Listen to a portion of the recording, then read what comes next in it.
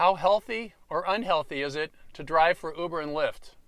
Well, this week a report came out called Driving Away Our Health, which talks about the health benefits or the health detriments of driving for Uber and Lyft. And in this video, I'm going to share with you some of the findings of this report. And stick around, because at the end of the video, I'm going to share with you some tips that I can recommend for you to stay healthy while you're driving for Uber and Lyft.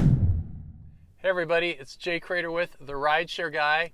And today, number one, let's talk about the report. The report is called Driving Away Our Health. And as you can see here, it is a combo effort by the Human Impact Partners and Gig Workers Rising.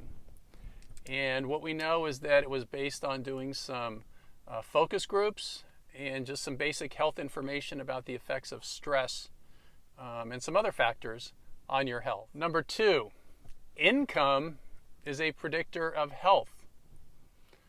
So what this means is that if your income was this when you started driving for Uber and Lyft and it's dropped down, right? That's an indicator that your health is also going to decline. So as we see here on the screen, dwindling and unpredictable income for drivers is a key predictor of health. Income is a key predictor of health. High income is associated with living longer, as well as protection against chronic diseases like diabetes, kidney disease, liver disease, heart disease, hypertension, and stroke. Unpredictable income from driving creates economic insecurity. So that's interesting. So that means that if your health is declining, go find a way to make more money. That will help your health. But it is interesting that as Uber and Lyft cut how much money they're paying the drivers, that is having a deleterious, a negative, a pejorative effect on the health of drivers. Number three, lack of control and increased stress negatively affect your health. So here's another part of the report where we see it says control over work environment is important for health. And then we also see the threat of deactivation is constant. So we all live in a little bit of fear of what Uber and Lyft can do to us. They can change their pay at any time. We can't really do anything about it. We don't control how much we can charge our customers, which any independent contractor should be able to do by law, but we don't. And we also have the constant fear of being deactivated. This is why we constantly recommend you sign up for both Uber and Lyft, so you have one to back up the other. As you may know, I was deactivated for 6 weeks by Uber for no reason. It was a complete mistake. And after 6 weeks, Uber gave me $1,000 for my trouble, but that put a really bad taste in my mouth. But that's what can happen. For no reason, you could be deactivated. A passenger could file a complaint against you. This happened to a friend of mine, and he got deactivated. Even though he was not in the wrong, this passenger said he was. He didn't really get to defend himself, and boom, he was gone. So that kind of relationship, kind of like a master-servant relationship that we have, is not good for us. It's not good for our health. It increases stress, which is not good for our health. Number four, driving is hard on the body.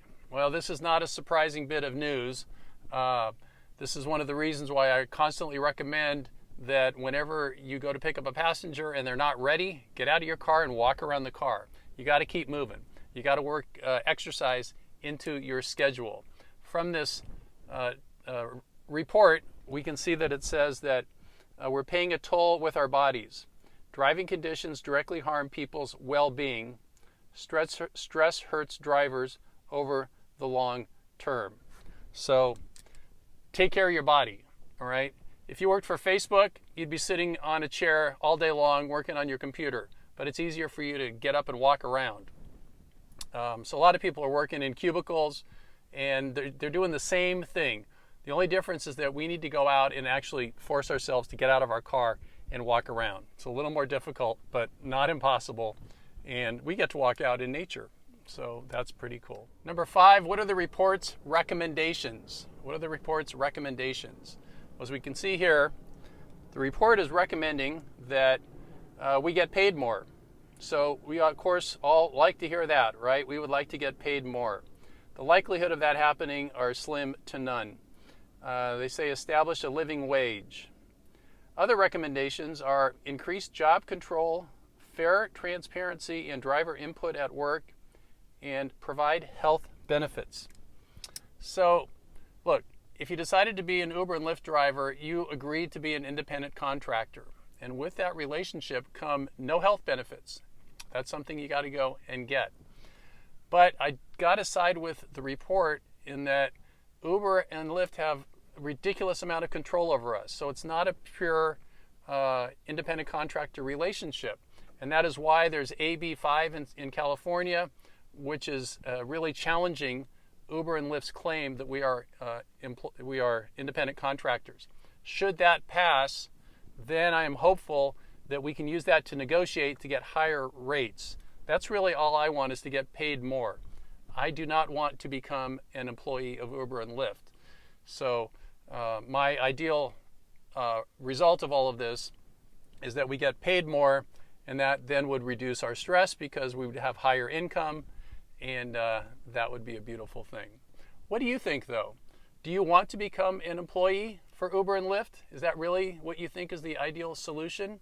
Let me know in the comments. So what are my key takeaways here? Number one, take care of yourself.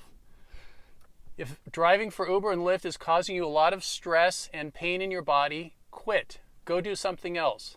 Don't complain. Don't be a victim. Stand up for yourself. There are opportunities in America for you to go out and find other kinds of work. I mean, you can go on the internet and create a business for yourself with very little money, very little barrier to entry. There's lots of things you can do. So if you don't like it and it's hurting your body and it's causing you a lot of stress and grief, quit and go do something else. The other option is don't quit, but figure out how you can make more money. Figure out how you can work the schedule so it's more agreeable to your lifestyle. Use the freedom and flexibility to work a little bit less and create something else, and that is your plan B, so that you can move out of driving and into something else. So these are my recommendations. Stop complaining if you're complaining and do something about it, right? Go listen to my podcast. I share all kinds of ideas and a lot of support for you to start on your plan B. What did we learn here?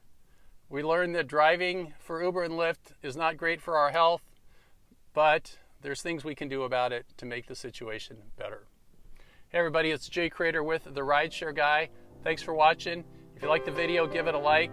If you have not subscribed to our YouTube channel and you'd like to, go and subscribe. 3, 4, 5 times a week we're putting out videos that will help you earn more money in less time and keep you up to date on everything that's happening in the industry. Y'all go ahead and have a great day. Be safe out there. See you next time.